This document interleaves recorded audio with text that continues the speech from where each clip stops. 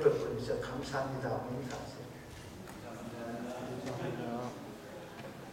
감사합니다. 성철 집사님 감사합니다. 따따블로 감사합니다.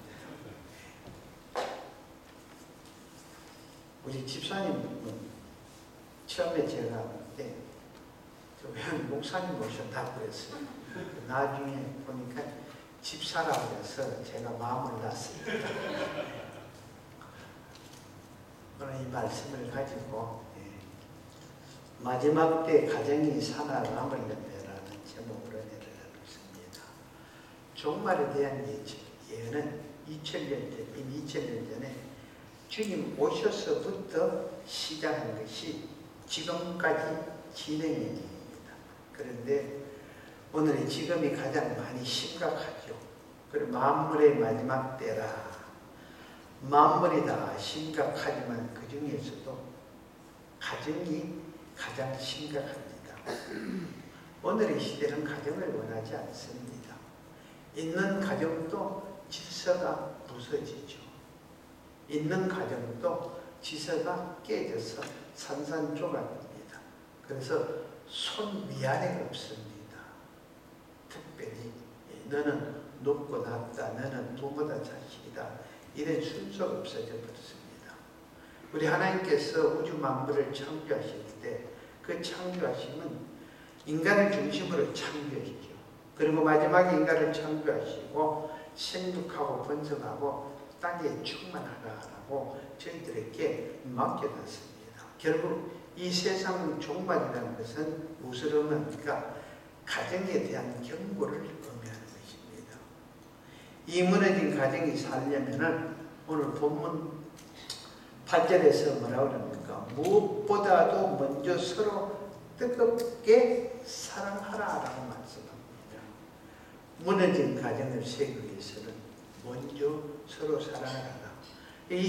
마태복음 24장 12절 말씀도 불법이 성함으로 많은 사람의 사랑이 식어집니다. 여러분, 이 말세의 마지막 때의 특징이 무엇입니까? 사랑의 냉각기로 사랑이 식어져 가고 있다는 것입니다. 사랑이 식어가는 여자니 상대에 대해서 이해를 하려 하지 않습니다. 내 사랑이 식으니까 상대에 대해 배려를 하지를 않습니다. 그러다 보니 자꾸 부딪히고 자꾸만 싸움이 납니다.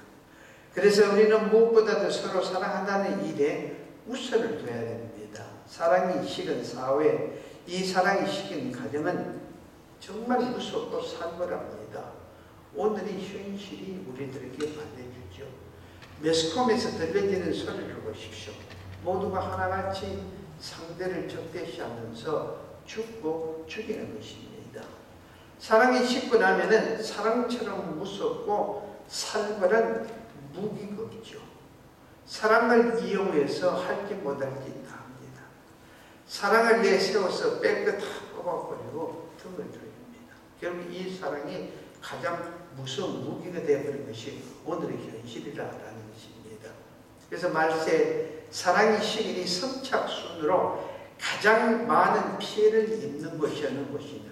그것은 가정입니다.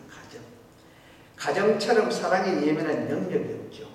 왜? 부부의 사랑으로 이루어진 것이 가정이기 때문이라는 것입니다.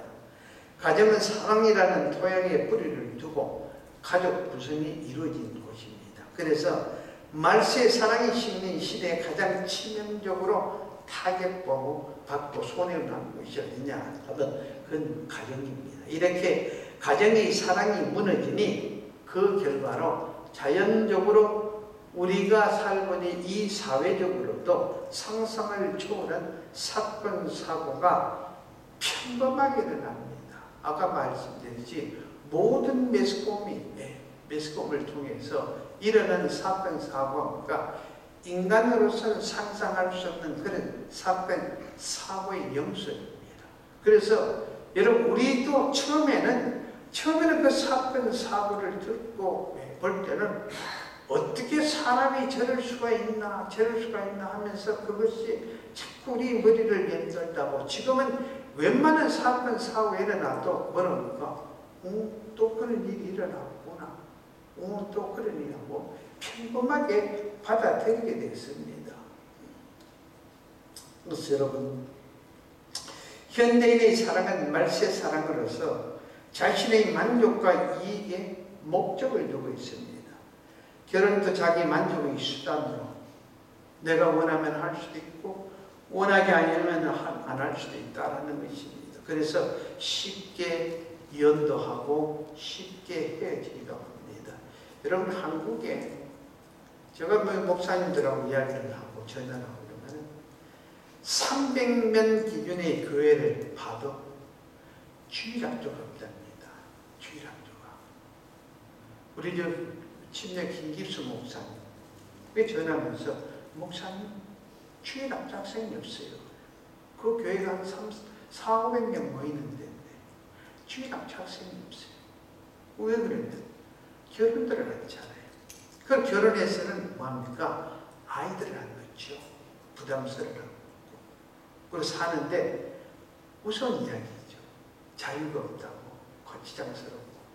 우리가 서는 즐기는데 거기에 걸림돌이 된다. 심하게 표현했어. 그리고 아이들한테 아이가 생기면은 거기에 들어가는 투자하는 돈이 많기 때문에 그럼 우리 생활에 여유가 없다. 제대로 놀지 못한다는 것이죠. 그래서 아이들을 놓지 않습니까? 아이가 없다라는 것입니다. 모두 하나같이 각자의 나름대로 이유가 되지만 결국은 개인주의에 이기주의 그리고 실리주의로 자신은 어떤 일이 있어도 나는 손해보기 싫다는 것입니다. 나는 피해를 보지 않겠다는 것입니다. 이처럼 자기중심적이고 자기 보호적 입장에서 사랑하기 때문에 나는 도저히 너를 위해서 당신을 위해서 내 가족을 위해서 희생을 할 수가 없다라는 것이죠. 이것이 여러분 신앙생활에도 똑같습니다. 왜 교회가 깨집니까? 왜 교회가 자꾸 사람이 줄어듭니까? 내가 교회를 위해서 희생할 일이 없다고. 교회 와서 도움을 받아야 되고 교회 와서 좀 즐겨야 되고 교회를 통해서 뭔가 얻어야 되는데 그런 것이 없다. 그러니까 갈 이유가 없다는 것이죠. 그래서 여기는 재미가 없으니까 저쪽으로 가자. 여기는 별 볼 일 없으니까 저쪽으로 가자. 동부의 한 교회에 가면은 공학 박사들이 한 40명이 모이고 또 의학 박사들의 의사들이 한 50명이 모이는 교회가 있습니다. 근데 그래서 예배가 탁 끝나고 나니까 성도 교제를 하는데 공학 박사는 공학 박사끼리 모이고 의사들은 의사들끼리 모여서 자기네들 이야기하고 이것도 아니고 저것도 아닌 사람은 또 한쪽 구석에 모였어.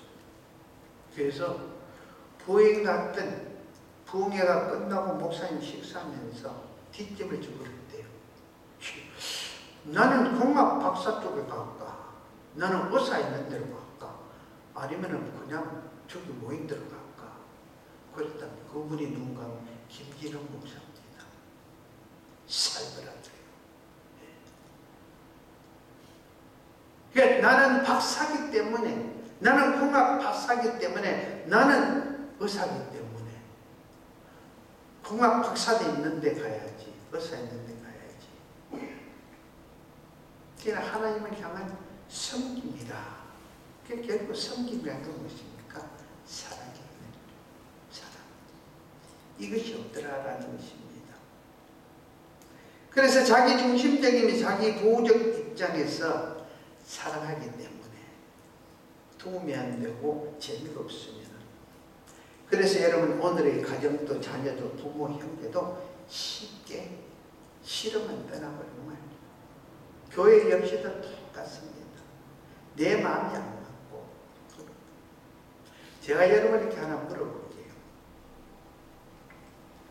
머리가 좋은지 나쁜지 5 빼기 3은 얼마입니까?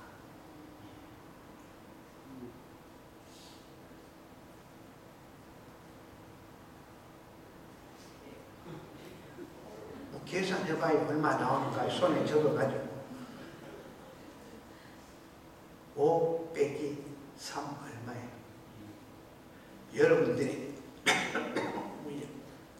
아이고 바보같이 그것도 몰라고 우리한테 묻냐 이랬는데 얼마입니까? 이게 무슨 뜻인지 아세요?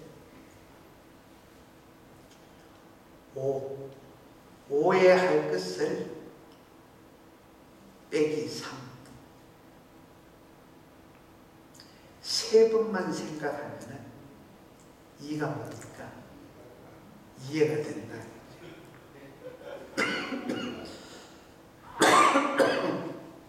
여러분 답을 제대로 하니까 재치가 안 나옵니다. 그 다음 2 플러스 2는 뭡니까? 예? 진짜 속된 말로 합시다. 머리 되게 나쁘네. 2 플러스 2가 뭐예요? 할렐루야. 우리 장로님만 아주 머리가 좋습니다. 2 플러스 2 이해를 두 번 하면 사랑하게 된다는 것입니다. 죄송합니다. 하도 제가 답답하게 재치가 나옵니다. 한 주부의 고백입니다. 나는 남편을 위해 희생하지 못합니다. 내가 만약 그를 위해 희생을 한다면 아마 나는 전부를 잃게 될 것입니다. 내가 그 사람 때문에 바보처럼 살면은 남편은 나를 매력 없는 여자로 주변도 없는 여자로 볼지도 몰라요. 그의 관심을 끌기 위해서라도 나는 이기적이 될 수밖에 없어요. 그러다가 그이가 나를 싫어하면은 헤어지면 되니까요. 이 여인의 고백은 자기중심적인 이기심에 깊이 뿌리를 두고 있는 변질된 사랑을 단적으로 우리에게 보여주고 있는 것입니다. 오늘의 교인들도 신앙인들도 주님이 말씀하시는 희생적 사랑이나 아가페적 사랑은 생각지도 않고 잘못된 사랑을 내세워서 자신의 욕망과 목적만을 추구합니다. 아까 말했죠. 내 인태에 재미가 없으니까 덕이 안 되고 도움이 안 되니까 즐거움이 없으니까. 그래서 교회에 대한 불평 불만을 하고 목회자에 대한 불평 불만을 하고 갖가지 이유를 대면서 갖가지 요구사항이 많습니다. 이런 이렇게 하고 저런 저렇게 하고 저쪽 교회 가니까 저런 것이 있더라. 이쪽 교회 가니까 이렇게 하더라 하다가 결국 왔다리 갔다리 하죠. 주님이 우리 교회를 개척하신 후에 얼마 되지 않았습니다. 새벽재단에 누가 상담을 하다고 그래서 상담을 하고 난 후에 그 상담하신 분 동생이 너무너무 말씀을 드리니까 그 동생을 위해서 상담하는 어떻게 하든지 교회를 그래서 새벽재단을 한번 보내보세요. 그래서 오기는 왔습니다. 왔는데 그분이 앉아서 직접 저하고 이야기하는데 지금 그 2주가 있어 파더스데이 날이죠. 학교 다니면서 그날 파더스데이에 아버지에 대해서 그림을 그리라고 학교에서 아이들에게 선생이 그걸 이야기를 했더니 얘가 뭘 그렸냐면은 옆에는 버드와이스 비어를 넣고 앞에는 누워있고 그리고 또 그린 옆에 차를 그렸는데 뭐냐면 경찰차 있죠. 폴리스라고 딱 그랬대요. 그 아버지한테 이야기하는 것이죠. 그 자기가 그걸 보고 너무너무 놀랬다는 것입니다. 왜? 그 제가 그랬습니다. 왜 놀랍니까? 아이가 아버지에 대해서 보고 느낀 그 이미지가 그대로인데 그래서 이분이 사람이 점잖아요. 그런데 술을 마시게 되면 주벽이 있어서 그 두들겨 패고 깨고 싸움을 한답니다. 그 아이가 그것을 딱 보고 매일 그걸 느끼니까 학교에서 아버지는 그림을 그리니까 느낀 대로 아버지에 대해서 그걸 그린 것이에요. 그래, 그런 이야기를 합니다. 그래서 그럼 그 딸에게, 그 어린 아이에게 당신이 해줄 수 있는 게 뭐겠냐. 그래서 제가 믿으라고 했어요. 예수님을 믿으라고. 그리고 나하고 우리 새벽재단이 있으니까 한 달 새벽재단을 한번 드려봐라. 그러니까 당신 마음이 어떤 변화가 오는가. 그때 어떻게든 한 달을 왔어요. 새벽재단 왔는데 그 다음 딱 한 달이 끝나고 저한테 자녀애가 한 달간 기도를 했는데 하나님이 우리 가정에 우리 집에 아무 변화를 주지 않았다는 것입니다. 그래서 자기는 이제 교회는 새벽재단에 교회는 안 나온답니다. 30년을 넘게 자기 인생, 자기 마음대로 뜻대로 자기 원하는 대로 살아먹고 한 달간 새벽재단 나와서 하나님 앞에 부르짖었다 해서 변화가 없다 해가지고 이제는 교회 안 나옵니다. 그 제가 뭐라 했는지 아세요? 당신이 한 달 동안 나올 수 있는 이것이 하나님의 은혜다. 하나님이 그 마음을 주시지 않았다면 당신은 한 달간 나올 수가 없다. 그걸 알았어. 돌아서고 나가면서 저에게 욕을 했도 모르죠. 교회를 향해서도 주님을 향해서도. 여러분, 기독교의 사랑이 어떤 사랑입니까? 대표적인 것이 요한복음 3장 16절 우리는 다 압니다. 하나님이 세상을 이처럼 사랑하사 독생자를 주셨어. 이는 저를 믿는 자마다 멸망치 않고 영생을.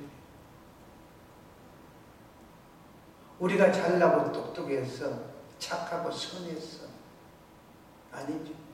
그래서 사도 바울 선생은 로마서 5장 8절에 우리가 아직 죄인 되었을 때 그리스도께서 우리를 위하여 죽으심으로 하나님께서 우리에 대한 자기 사랑을 확정하셨습니다. 여러분, 어떤 이유에서는 사랑이 식어 가정이 무너졌다는 것은 자기가 무너졌다는 것이고, 어떤 이유에서는 가정이 사랑으로 섰다는 것은 자기 자신이 섰다라는 것입니다. 현대 가정의 파괴 주범이 무엇입니까?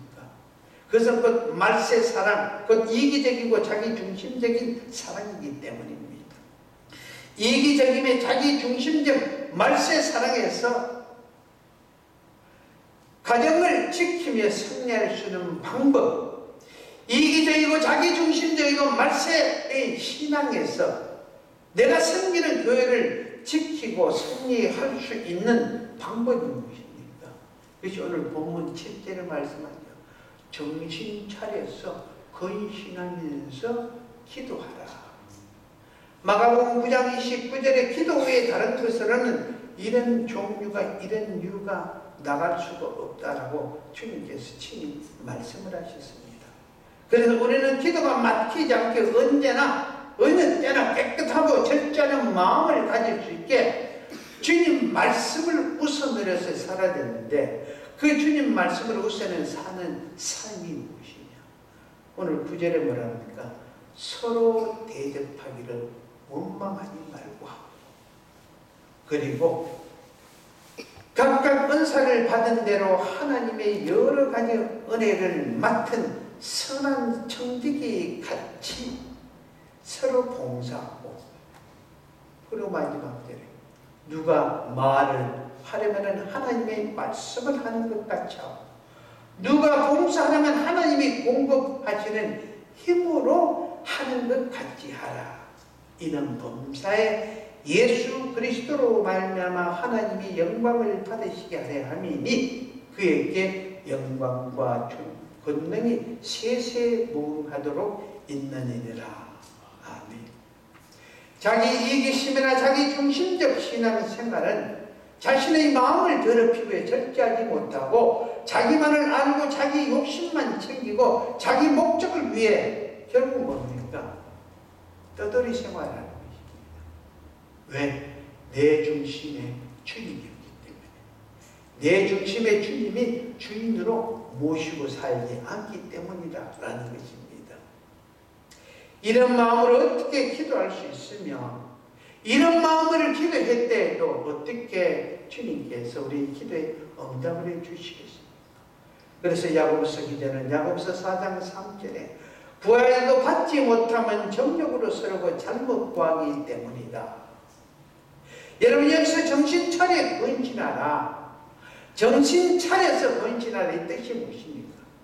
정신 차려서 자기 자신을 절제하는 자기 자신을 절제하면서 자기 자신을 자기가 스스로 통제를 하는 것입니다. 통제를. 자신의 이기심으로 너무 자기 중심적이게 되면은 절제나 통제는 불가능해집니다. 그래서 야고보서 1장 15절에 욕심이 탕적 죄를 낳고 죄가 장성한즉 사망을 낳느니라. 여러분 부부간에도 부모 자식 관계에서도 자기 절제나 자기 통제가 없고 자기 목적을 위해서 욕심대로만 살려고 한다면은 결국 가정은 파괴되고 자녀들은 상처를 받고 뿔뿔이 휘어집니다. 심하면은 자살까지도 합니다. 그러므로 우리는 우리 가정과 자녀들을 위해서라도 그리고 이 사회를 위해서라도 우리는 언제나 떠나 어떤 상황에서든 정신 바짝 차려서 내 스스로가 헌신하며 곧 내가 내 자신을 통제하고 내가 내 자신을 절제하면서 기도의 삶을 살면은 그 기도의 삶이 무엇입니까? 눈 감고 하나님 도와주시옵소서. 하나님 믿습니다. 하나님 내가 이 길을 갈 테니까 나를 믿어주시옵소서. 내 꿈과 뜻이 이렇습니까? 그리 나를 도와주십시오. 이것이 기도의 삶이 아니다. 내 것을 포기하고 하나님 말씀대로 뜻대로 순종하는 삶을 살아가는 것. 이것이 바로 기도의 삶이라는 것입니다. 그래서 기독교는 여러분 다른 것이 아닙니다. 순종의 종교입니다. 순종이. 우리에게 말씀 66권을 주어진 이 말씀에 순종하는 것이 바로 기독교. 이 순종의 삶이 우리 신앙인의 삶이고 바른 자세라는 것입니다. 이렇게 할 때 이 말세 세상이 어떻게 변하고 세상에 어떤 풍파가 일어난데도 여러분들의 가정은 말씀의 반석 위에 섰어. 그 말씀의 반석 위에 세워졌기 때문에 여러분의 가정의 자녀들 성성장구할 줄로 믿습니다. 그래서 이 말씀 중심에 순종하면서 살아가는 여러분 되시기를, 가정 되시기를 예수 이름으로 축원합니다. 하나님 감사합니다. 환경대로 뜻대로 내 주관대로 내 형편대로 처지대로 아버지 급하고 중요한 것 때문에